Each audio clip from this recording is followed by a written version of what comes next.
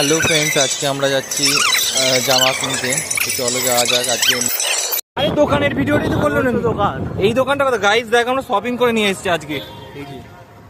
এখানে চুল কাটবি? কোথায় রে চুল কাটার দোকান? কই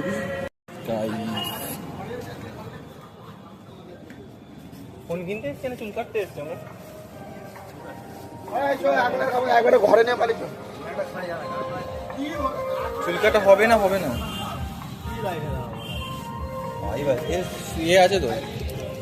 আজকে কেনাকাটি করে আমরা চুল কাটতে এসেছি। এত ভিড়।